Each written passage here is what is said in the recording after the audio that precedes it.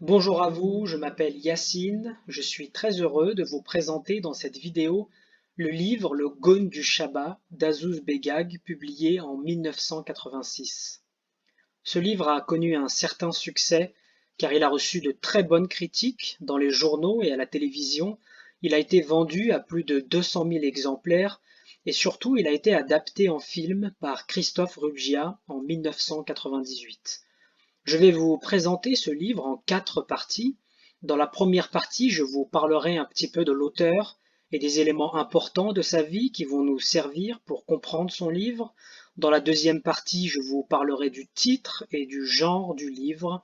Dans la troisième partie, je me concentrerai sur les personnages principaux, les particularités et les liens qu'il y a entre eux.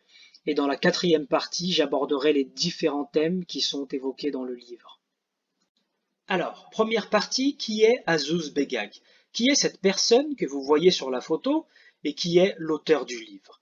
Azouz Begag a une histoire un petit peu particulière. Il est né de parents algériens qui font partie des immigrés qui ont quitté leur pays pour venir en France à la fin des années 1940, donc une dizaine d'années avant la guerre d'Algérie. Ses parents s'installent dans la région lyonnaise, à Villeurbanne exactement, qui est une petite ville à l'est de Lyon. Notre auteur naît, lui, à Lyon en 1957. Il aime beaucoup cette région, il en parle beaucoup, d'abord dans ses livres, mais aussi dans les interviews qu'il donne à la télévision et dans les journaux. Il dira par exemple cette phrase très significative pour parler de sa région de naissance: Je me sens profondément lyonnais. Toutes mes odeurs, mes photos, mes images d'enfance sont ici. L'univers lyonnais occupe donc une place très importante dans l'imaginaire d'Azouz Begag, comme nous le verrons par la suite. Après son enfance à Villeurbanne et à Lyon, on peut résumer la vie d'Azouz Begag en 3 points. D'abord, c'est quelqu'un qui aimait beaucoup l'école et qui est devenu chercheur en sociologie. Il a écrit beaucoup de livres en lien notamment avec l'immigration et surtout les Français originaires d'Afrique du Nord comme lui. Il a écrit sur l'intégration de ces populations dans la société française et surtout sur les banlieues en général. Chercheur, mais aussi homme politique. Ses recherches lui ont permis de rentrer dans la politique et il entre au gouvernement français en 2000 et puis en 2005, il devient ministre délégué à la promotion de l'égalité des chances, ce qui lui permet de travailler avec les jeunes, avec les jeunesses de France qui rencontrent des difficultés à trouver du travail ou qui subissent par exemple le racisme. Et à côté de la recherche et de la politique, Azouz Begag aime aussi beaucoup écrire, notamment des romans et des fictions. Le Gaune du Shabbat, par exemple, est son premier roman qui est particulièrement important. Et au total, il a écrit plus de 40 livres dans toute sa carrière et il continue à en écrire car il est encore vivant. Azouz Begag, c'est donc ces 3 facettes de chercheur en sociologie, d'homme politique et d'écrivain.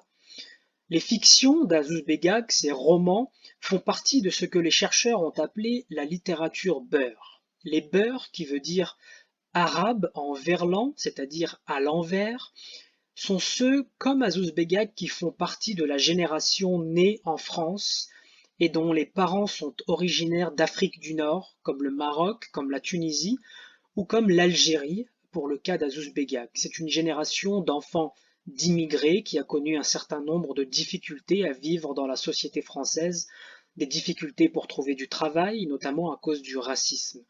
Azouz Begag donc fait partie de cette génération qu'on appelle la génération beurre. J'aimerais maintenant passer à la deuxième partie et revenir sur quelques éléments qui vont nous aider ici à mieux comprendre le livre. Arrêtons-nous un instant sur le titre qui est très significatif. Le titre, le Gaune du Shabbat, comporte 2 mots importants. D'abord, le Gaune, qui est un mot utilisé principalement dans la région de Lyon. Si on ouvre le dictionnaire, il est indiqué d'abord qu'un Gaune, eh bien, c'est un enfant jeune, un jeune enfant, comme on peut le voir ici. Un autre dictionnaire, le Larousse, indique qu'à Lyon, c'est-à-dire que c'est à Lyon qu'on emploie cette expression, eh bien, ce sont les enfants des rues, c'est-à-dire un enfant qui passe la plupart de son temps dans la rue, à l'extérieur de sa maison. Le deuxième mot important est Chaba. Chaba est un mot de l'arabe algérien qui signifie ravin d'abord, mais que l'auteur utilise pour désigner une sorte de bidonville, c'est-à-dire un ensemble d'habitations fragiles, insalubres et pauvres qui se trouvent à la périphérie des grandes villes. Quand nous comprenons le titre ici, Ghone et Chaba, nous avons déjà un aperçu du livre, c'est-à-dire l'histoire d'un enfant pauvre qui vit dans un bidonville de la banlieue lyonnaise dans des conditions pas toujours faciles. Pour la question du genre, on peut aussi se demander à quel genre appartient ce livre. D'abord, on peut penser que c'est un récit autobiographique, car l'auteur s'appelle Azouz Begag, comme on peut le voir à la première page, sur la page de couverture, mais on a aussi le narrateur, celui qui raconte l'histoire et qui s'appelle aussi Azouz Begag, de la même manière aussi que le personnage principal, celui dont le narrateur parle avec le je, avec la première personne du singulier, eh bien, s'appelle aussi Azouz Begag. Donc l'auteur, le narrateur et le personnage principal ont le même nom. Mais on remarque aussi sous le titre, à la page 4, qu'il y a écrit roman. Cela nous indique alors que c'est un récit fictionnel et qu'il ne faut pas considérer l'histoire comme complètement vraie. Il y a des éléments de la vie de l'auteur qui sont vrais, mais il y a aussi d'autres éléments qui sont fictionnels. On pourrait parler de roman autobiographique, car la vie du personnage est inspirée de la vie d'Azouz Begag, la personne réelle. Enfin, on pourrait aussi dire que c'est un récit d'enfance, de façon plus générale, car c'est un adulte qui raconte une partie de sa jeunesse ici, et donc ce qui nous permet de considérer que c'est un récit d'enfance également. Il faudra alors bien se rappeler que ce n'est pas une histoire réelle, mais bien une histoire inspirée du réel, qui raconte la jeunesse du narrateur, une jeunesse inspirée de la vie d'Azouz Begag. Avec tous ces éléments, nous pouvons maintenant entrer dans le cœur du livre. Je vous propose un bref résumé, puis je vous parlerai des personnages principaux.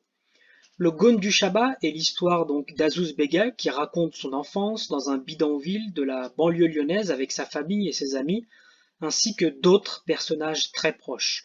Nous suivons Azouz Begag dans ce bidonville et dans les histoires et les anecdotes qu'il nous raconte. Nous le suivons aussi dans d'autres endroits en dehors de ces bidonvilles, comme lorsqu'il va au marché avec ses amis pour essayer de gagner de l'argent, mais surtout à l'école avec son premier professeur, Monsieur Grand, où il travaille dur dans le but de sortir de sa condition. Enfin, nous le suivons aussi lorsqu'il quitte définitivement le bidonville pour déménager avec sa famille dans un petit appartement à Lyon et entrer dans des nouvelles écoles.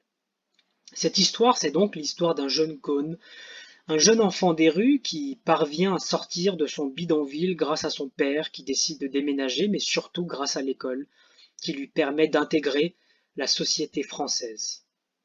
Alors dans toute cette histoire, quels sont les personnages principaux? Je vais vous demander de faire une petite pause sur la vidéo et de faire une petite activité. Faites une petite liste des personnages principaux et les liens qu'il y a entre eux et essayez de donner une description de ces personnages avec quelques adjectifs. Prenez 5 minutes de pause et faites cette petite activité. Vous avez terminé? D'accord, on va regarder ça ensemble. Alors, on peut regrouper les personnages en 5 points. D'abord, il y a le narrateur, Azouz Begag. Il y a ses deux parents, la mère d'Azouz qui s'appelle Messaouda et le père d'Azouz qui s'appelle Bouzid. Il y a aussi les amis d'Azouz, c'est-à-dire les Ghones, les enfants du bidonville. Il y a Louise qui, elle, n'habite pas dans le Chaba même, mais pas très loin géographiquement.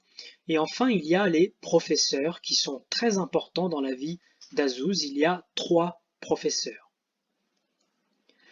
Azouz Begag, le premier personnage, le plus important, C'est le personnage donc central, c'est lui que nous suivons tout au long de l'histoire, du début à la fin.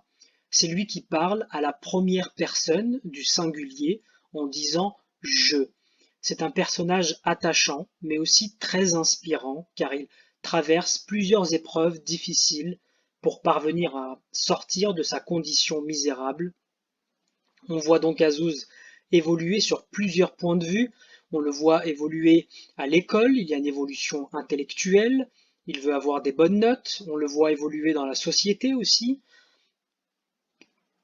Il travaille au marché pour tenter de gagner un petit peu d'argent. On le suit également dans sa propre éducation sexuelle à plusieurs reprises et il est surtout intelligent et curieux, surtout il lit beaucoup, il se pose des questions sur son identité, sur sa sexualité et sur la religion. On a donc ce personnage Azouz Begag, un personnage central, très attachant, tout en étant complexe, car il permet de réfléchir donc sur plusieurs questions, comme je l'ai évoqué. Les deux personnages suivants sont tout aussi importants car ils sont les parents d'Azouz Begag. Il y a d'abord la mère qui s'appelle Messaouda ou alors Emma qui veut dire maman ou mère comme l'appelle donc le narrateur. On la retrouve dès le début du livre lorsqu'elle se bat avec sa voisine Zidouma et elle est présente dans toute l'histoire. Messaouda, c'est la figure maternelle dans le livre. C'est elle qui s'occupe de la maison, c'est elle qui prépare les repas, elle s'occupe aussi de l'hospitalité lorsque la famille reçoit des invités, c'est elle qui s'occupe de laver le linge, comme on peut le voir dans la première scène du roman, où elle est décrite avec des caractéristiques animales parce qu'elle est forte, elle est puissante. Le narrateur nous dit aussi qu'elle peut s'énerver très vite, notamment contre Azouz, qu'elle traite de Satan, ou alors contre sa propre fille Zora. Mais Saouda est surtout le personnage qui est différent. Elle incarne un certain décalage par rapport à la vie française. Décalage dans la langue, car elle ne parle pas bien le français, comme on le verra par la suite avec un exemple. Décalage comme également dans sa façon de s'habiller. Ce qui provoque presque une honte chez Azouz, mais en général c'est une femme qui est plutôt heureuse, heureuse avec ses enfants et heureuse avec son mari. Vient ensuite le père d'Azouz, qui s'appelle Bouzid, ou Aboué, qui veut dire mon père en arabe.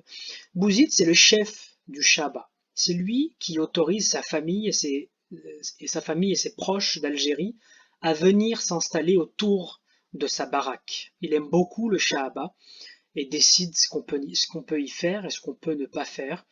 Il a beaucoup de mal à quitter définitivement cet endroit. Et même après avoir déménagé, il a du mal à se sentir bien dans son nouvel appartement de Lyon et revient souvent voir ses anciens voisins. C'est le chef du Shahaba, mais c'est aussi le chef de famille. Il travaille et ramène de l'argent pour que sa famille vive bien.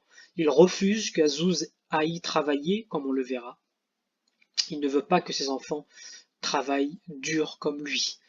Et on peut aussi dire que c'est la figure qui est religieuse dans l'histoire et dans la famille, parce que c'est lui qui s'occupe de rappeler que sa famille est musulmane. Il ne veut pas qu'on oublie que sa famille est musulmane, mais ce n'est pas un religieux pratiquant, comme on le verra par la suite. Alors voilà ici deux exemples, deux citations. La première déjà avec la mère, la langue de la mère, qui nous montre que sa mère ne parle pas très bien le français. Ma mère n'a jamais parlé le français. Si, un peu, avec le laitier qui venait apporter 2 fois par semaine au Shahaba le lait et le beurre. Elle sortait à son coup de klaxon avec les autres femmes et elle récitait en français les mots que ses enfants lui avaient appris. Elle faisait rire tout le monde, même le laitier à qui je devais traduire la commande.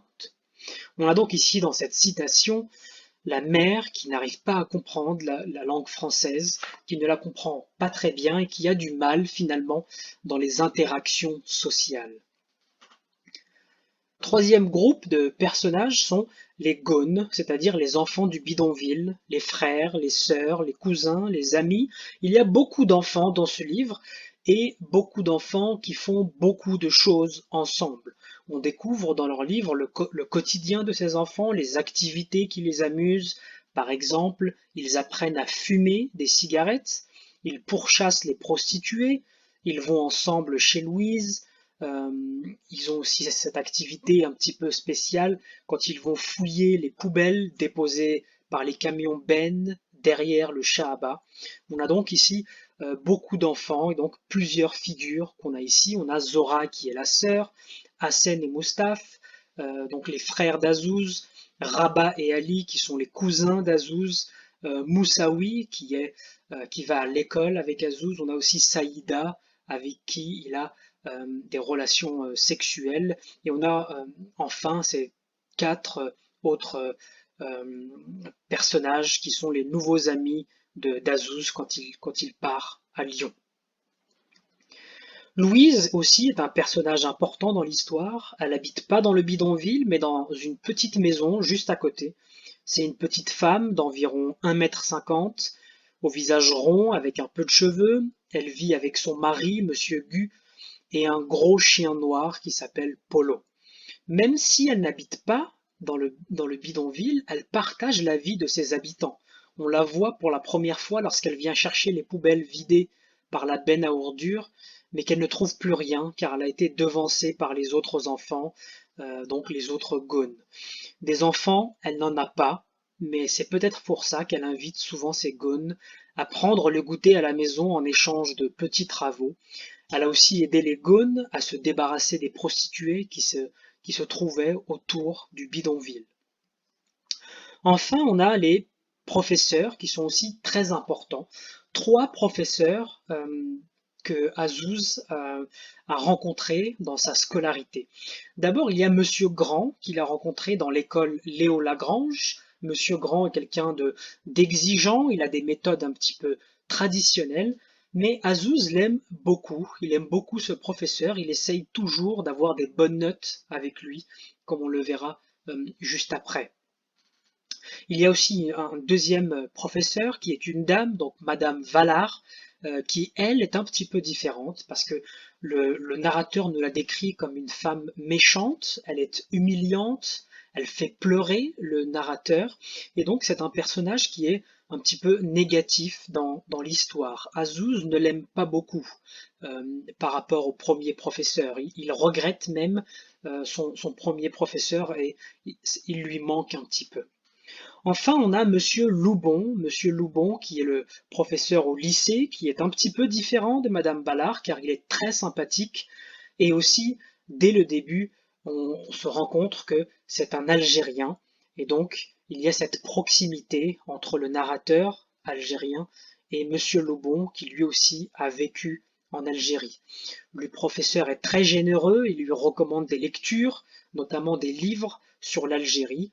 Et dans sa classe, Azouz a de bons résultats. Il obtient même la meilleure note sur une dissertation, donc sur le racisme. La famille d'Azouz invite même le professeur à la maison et tout le monde s'entend très bien. Euh, Tout le monde s'entend très bien à la fin. On a ici un exemple de citation d'Azouz qui est à l'école. Regardez ce qu'il dit. J'ai honte de mon ignorance. Depuis quelques mois, j'ai décidé de changer de peau. Je n'aime pas être avec les pauvres, les faibles de la classe. Je veux être dans les premières places du classement comme les Français. Je veux prouver que je suis capable d'être comme eux, mieux qu'eux, même si j'habite au Chaba. On a donc ici donc les personnages principaux de l'histoire. Il y a d'autres personnages qui sont un petit peu moins importants. Il y a Zidouma par exemple et d'autres personnages qui sont ici, mais les 5 principaux, je viens de vous les dire. Nous passons maintenant à la quatrième partie, donc les thèmes principaux.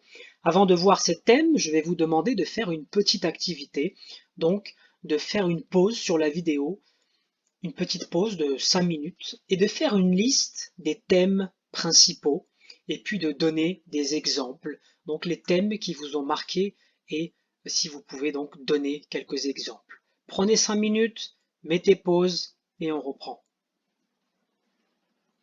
On reprend, on regarde quels sont les thèmes principaux?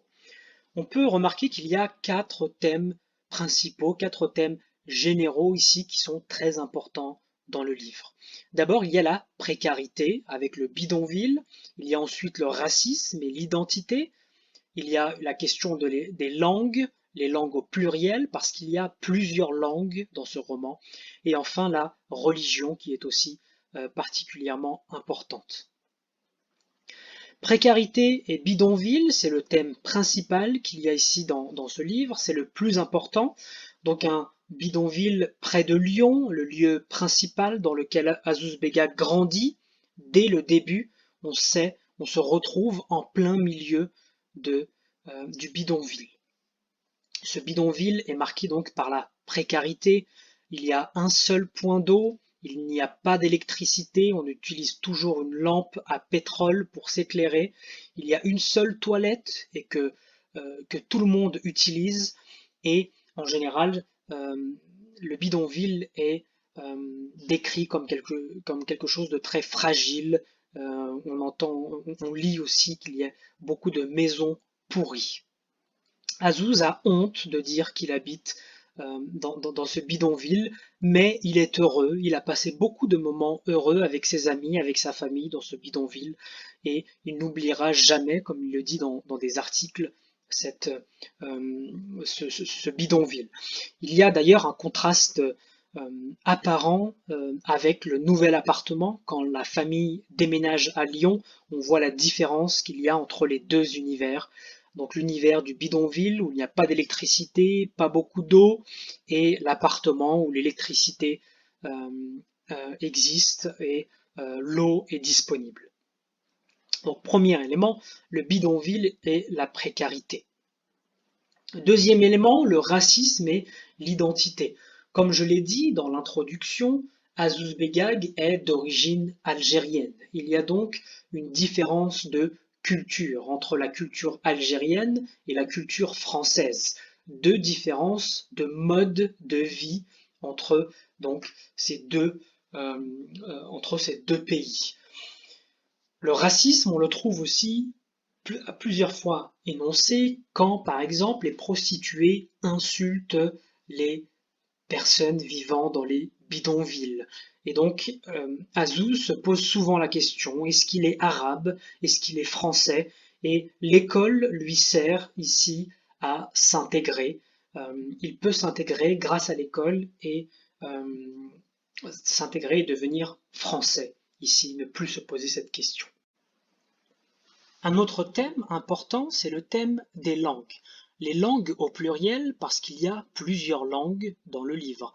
Il y a la langue du français standard, c'est le français qu'on apprend à l'école, c'est le français qu'Azouz essaye de maîtriser, lui aussi, à l'école, pour essayer de réussir.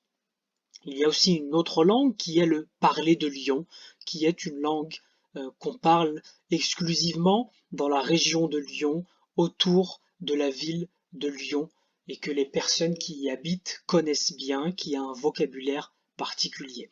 Mais il y a aussi l'arabe algérien. L'arabe algérien, c'est une langue qui est parlée principalement par les émigrés, c'est-à-dire les personnes qui viennent d'Algérie pour le cas d'Azouz Begag. Ce sont donc les parents, ce sont donc la famille, les oncles qui habitent dans le bidonville. On a donc plusieurs langues qui se côtoient dans le livre.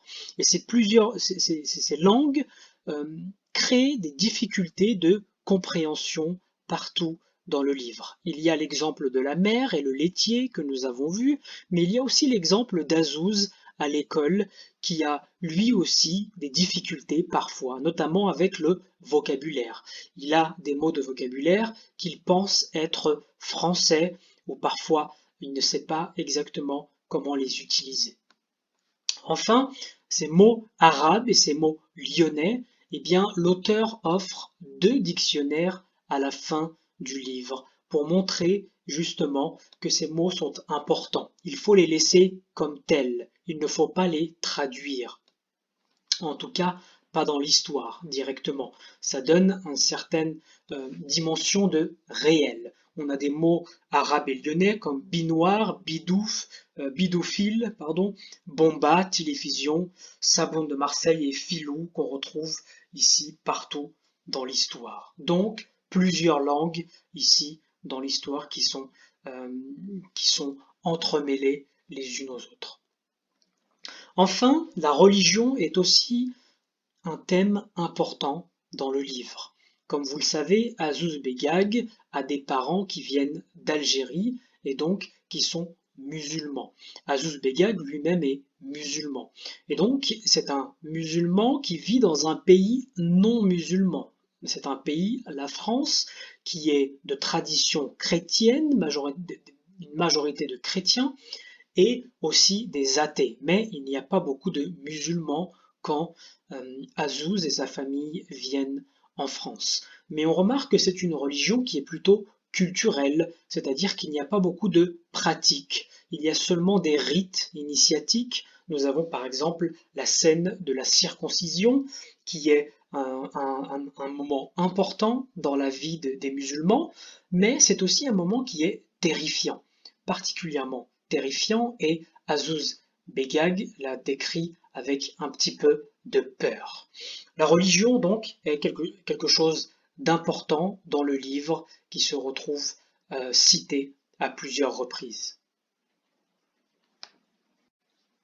Pour conclure, nous avons donc l'histoire d'un enfant d'immigrés algériens qui parvient à s'intégrer dans la société française, notamment grâce à l'école, et ce malgré la vie difficile qu'il vit dans le bidonville avec sa famille. On a vu le bidonville qui est un endroit très précaire dans lequel il n'y a pas d'électricité et il n'y a pas d'eau courante, il y a seulement un puits pour tout le monde, il y a une toilette pour tout le monde, pour toutes les personnes qui y vivent. Des difficultés qu'il a aussi avec ses parents, les parents qui n'arrivent pas à s'adapter, ils ne parlent pas bien la langue, ils ne veulent pas perdre leurs racines et leur culture, ils sont un petit peu inquiets et ils pensent peut-être à retourner en Algérie. Cette histoire nous permet aussi de réfléchir sur plusieurs problématiques, comme nous l'avons vu dans la dernière partie, des problématiques qui sont liées au racisme, parce que Azouz Begag et sa famille sont d'origine algérienne, et donc des questions aussi d'identité, des questions de religion qui traversent tout le texte, que ce soit à l'école, au bidonville ou alors au marché. Pour aller plus loin, vous pouvez aussi regarder le film de Christophe Ruggia, qui est une adaptation du livre et qui est sorti en 1998, et vous pouvez le comparer avec le livre d'Azouz Begag. Vous allez voir qu'il y a plusieurs différences. Vous pouvez aussi regarder des vidéos d'Azouz Begag sur YouTube. Il y a des vidéos, car Azouz Begag est encore vivant. Il était un homme politique et donc il est beaucoup passé à la télé, il a beaucoup écrit de livres et il est venu présenter plusieurs livres à la télé. Vous pouvez donc regarder ses vidéos.